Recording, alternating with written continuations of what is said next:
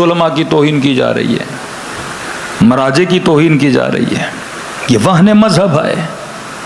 علی بن ابی طالب کہتے ہیں ہر خطا قابل قبول ہے، یہ خطا قابل قبول نہیں ہے۔ یہ لباس اس لباس کا ایک احترام ہے۔ آیت اللہ العظمیٰ قاضی کبھی اپنے امامے کی طرف پاؤں کر کے نہیں سوتے تھے، اپنا امامہ۔ کسی نے کہا آغا قاضی امامہ تو آپ کا ہے، کہاں لیکن نسبت حسین سے ہے، نسبت میرے جد رسول اللہ سے ہے، وہن مذہب ہے۔ بعض لوگ دیکھے ہوں گے داڑھی کا مذاق اڑاتے ہیں، یہ وہن مذہب ہے، مذہب کی توہین کی جائے۔ کیوں؟ فرمایا آخری زمانے میں ممبروں پہ بندر بٹھائے جائیں گے، بندر پرفارم کریں گے، ایکٹ کریں گے۔ کراچی میں لوگ امامے والوں کو زیادہ سنتے ہیں۔ ابھی ایک نئی سازش جس کو میں نے پچھلے سال بھی ذکر کیا، اس لباس کی، اس امامے کی عزت کو گرانے کے لیے اب کہا کہ ایسے لوگوں کو امامہ پہناؤ جن میں اخلاق نام کی چیز بھی نہ ہو، تاکہ امامے کی عزت ختم ہو جائے۔ اخلاق عالم جیسا ہو، رفتار علماء جیسی ہو۔ برملا ممبروں پہ اس امامے کا مذاق اڑایا جا رہا ہے۔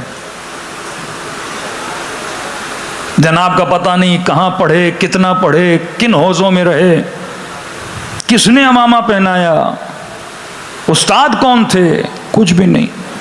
آج خاص ایک 5-6 لوگوں کا ٹولہ بنا دیا گیا ہے، ان کے سروں پہ امامے رکھ دیے ہیں۔ امامے والا امامے والے کی توہین کرے، یہ سب سے آسان حربہ ہے۔ عام بندہ کرے گا تو لوگ پھر بھی بولیں گے نا، امامے والا امامے والے کی توہین کرے۔ لباس کا مذاق اڑایا جائے، یہ لباس فیشن نہیں ہے کہ تم رنگ برنگی چیزیں اس پہ ڈالو، یہ لباس امام زمانہ ہے، یہ لباس حجت خدا ہے، اس کا احترام ہے۔ بڑے طریقے ہوتے ہیں علماء کی عزت کو گرانے کے لیے۔ کچھ ہی دن پہلے آپ نے کلپ دیکھا ہوگا، رہبر معظم کی توہین کی گئی۔ توہین کس بات کی؟ ان کا ہاتھ زخمی ہے۔ ہاتھ کہاں زخمی ہوا تھا؟ نماز جمعہ پڑھاتے ہوئے بم کے دوران ہاتھ زخمی ہو گیا، راہ خدا میں جہاد کرتے ہوئے ہاتھ زخمی ہو گیا۔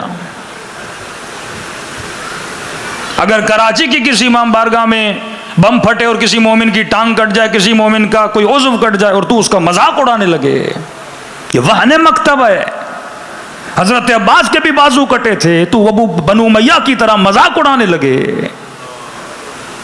یہ وہن مکتب ہے۔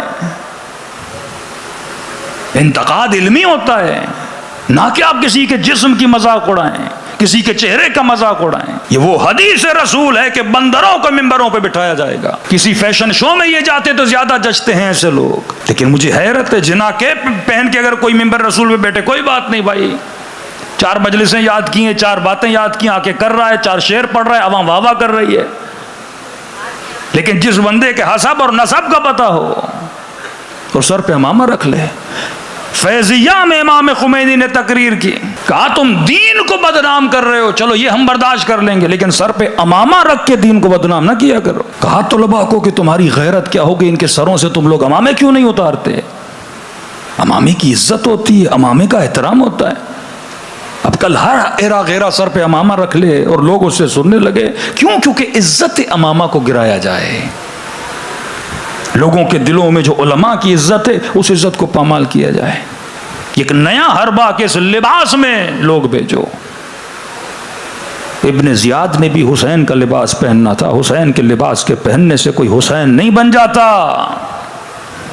امامہ پہننے سے کوئی حسینی نہیں بنتا۔ یہ وہن مذہب ہے، وہ قومیں تباہ ہو جاتی ہیں۔ کربلا میں حسین کا مذاق اڑایا گیا، بی بی زینب کا مذاق اڑایا گیا، کہ وابنۃ لقا، تم کیسے مسلمان ہو، دیکھ بھی رہے ہو آل رسول کا مذاق اڑایا جا رہا ہے اور خاموشی سے تماشائی بنے ہوئے ہو۔ جس قوم میں علماء کا احترام نہیں، کراچی وہ سرزمین تھی جہاں پہ پڑھے لکھوں کی سرزمین، باشعور لوگوں کی سرزمین، پھر آپ کا حال وہی ہوگا جو آج پنجاب میں ہے۔ شیعہ کا دشمن بنا ہوا ہے۔ پورے عالم اسلام میں یہ ایک الگ بحث ہے، داخل ہوں گے تو وقت بہت چلا جائے گا۔ پورے عالم اسلام میں، لبنان میں شیعہ، عراق میں شیعہ، افغانستان میں شیعہ، آذربائیجان میں شیعہ، پاکستان میں شیعہ، انڈیا میں شیعہ، کہیں پر بھی شیعوں میں اتنی تقسیم نہیں جتنی پاکستان میں، کیونکہ جتنی پروکسیز یہاں پر ہیں کہیں پر بھی نہیں. آپ چلے جائیں، عراق میں بھی نہیں ہے، وہاں تھوڑا بہت شاعر پہ تھوڑی بہت بحث ہوتی ہے، یہاں ولایت فقیہ کے مسئلے پہ تھوڑے بہت اختلافات، لیکن انٹرنل جتنے اختلافات پاکستانی شیعوں میں کہیں نہیں ہیں. تو یہ دلیل ہے نا کہ ہمارے یہاں سب سے زیادہ پروکسیز ہیں. دنیا کا سب سے زیادہ فوکس ان شیعوں پر ہے. کیوں ہے؟ اس کے بھی ریزن ہے، ڈالر اور ریال انوالو ہے. سب سے زیادہ مسلمانوں کے فرقے پاکستان میں ایسے ایسے کہ دوسرے ملکوں میں چلے جاؤ پریشان ہوتے ہیں یہ کون سی مخلوق ہیں. ہر نیا بندہ اپنا ایک فرقہ بناتا ہے، کیونکہ یہاں نظر ہے دنیا کی. اور شیعہ کمزور ہوں گے جب ان کو اپنی مرکزیت سے دور کر دیا جائے گا. کتنا پیسہ لگایا امریکہ نے عراق میں؟ آپ کی سوچ ہے آپ کی. ملینز بلینز آف ڈالر لگائے تاکہ عراق میں تفرقہ پھیلائے. آج بھی جائیے سوشل میڈیا پہ CIA کے پریویس ہیڈ کا انٹرویو موجود ہے، کہتے ہیں ہم نے جنگیں بری کر لی، جنگوں میں بڑا خرچہ ہے، آسان ترین طریقہ مسلمانوں کو تباہ کرنے کا یہ ہے کہ شیعہ سنی تفرقہ پھیلاؤ. یہ آسان ترین طریقہ ہے. آپس میں لڑتے رہیں گے. ایسے خطیبوں کو، ایسے مولویوں کو پروموٹ کرو جن کا ہدف یہی ہو کہ تفرقہ ڈالا جائے، زبان کے مزے کے لیے. تنزیہ مجلسیں، نقادانہ مجلسیں کہ میں خوش ہوں کسی اور مذہب پہ صرف نقد کیا جائے.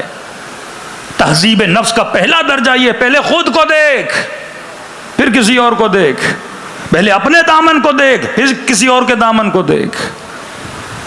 آج معاشرے میں مسئلہ یہ نہیں کہ شیعہ کم ہے، یہ بھی نہیں کہ اہل سنت کم ہے. آج مسئلہ اخلاقیات کا ہے، آج مسئلہ حیا کا ہے، آج مسئلہ عفت کا ہے، آج مسئلہ غیرت کا ہے.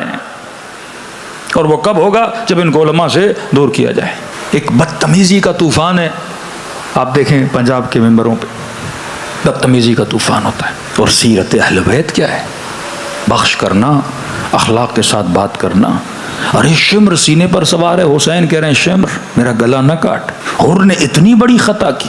اس مزاج کے لوگ اگر کربلا میں ہوتے یہ تو مولا کو بولتے، مولا حر کو کیوں معاف کر رہے ہو، راستہ روکا ہے آپ کا. لیکن یہ حسین ہے. وہن مذہب یاد رکھیے، جب تک امام زمانہ غیبت میں ہیں، العلماء ورثۃ الانبیاء حدیث مستند ہے. علماء انبیاء کے وارث ہیں، اور اگر ان کا کوئی مذاق اڑائے اور قوم چپ رہے تو اس کا مطلب عقیدتی غیرت ختم ہو چکی ہے. اور جب معاشرے میں تو غیرت عقیدتی انسان تعصب حرام ہے، پر بعض چیزوں پہ تعصب واجب ہے، کیونکہ آپ نہیں بچاؤ گے، احترام نہیں کرو گے، یہ اور قدم آگے بڑھائیں گے. حالانکہ مجھے ان سب کا پاسٹ پتہ ہے. یہ ممبر یہ ادب اجازت نہیں دیتا کہ ہم بتائیں یہ قم اور تہران کی گلیوں میں کیا کرتے تھے. ان کا کردار کیسا ہے جو آج ممبروں پہ بیٹھے ہوئے ہیں. تو ایک ٹارگٹ دیا گیا ہے، مراجع کو اٹیک کرو، رہبر معظم کو اٹیک کرو، کیونکہ ہم یہ سب کچھ دیکھ چکے ہیں. تہران کا ہر دوسرا ٹیکسی ڈرائیور رہبر کی توہین کرتا تھا، ہر دوسرا. یہ پورے حربے ہوتے ہیں پروپیگنڈا کہ کسی معاشرے میں اگر مورلی کوئی بندہ معزز ہے، دیکھیے ایک ہوتا ہے لیگلی، ایک ہوتا ہے مورلی. کیا ہوا پھر؟ اصل مورل ویلیو ہوتی ہے، لیگل ویلیو بعد میں آتی ہے. اب لیگلی کسی کو عہدہ دو، مورلی ویلیو نہیں ہوگی، کیا فائدہ؟ تبھی قرآن وَلَا تَقُولُوا لَهُمَا اُفٍّ، ہاں تیرا باپ تو ہے لیکن مورلی اسے باپ مان، اف تک نہ بول اسے. آغا خامنئی جب رہبر بنے لیگلی رہبر بن گئے. اب مورلی لوگوں میں ایک احترام کو ڈیولپ کرانا ہوتا ہے نا. تو ایک پروپیگنڈے کی مشینری تھی تہران میں، کوئی ایسا گھر نہیں تھا جس میں ڈش نہ ہو. یہ ایک الگ بحث ہے. 28 چینلز پرشن بنائے گئے لوگوں کے ذہنوں کو خراب کرنے کے لیے. مقدسات کی توہین، اتنا نیشنلزم کو بڑھایا گیا کہ یہ اینٹی دین بن جائیں. پہلے اینٹی دین، پھر انسان سیکولر بنتا ہے. یہاں تک بول دیا یہ ایرانی تھوڑی ہے، یہ تو عرب ہیں.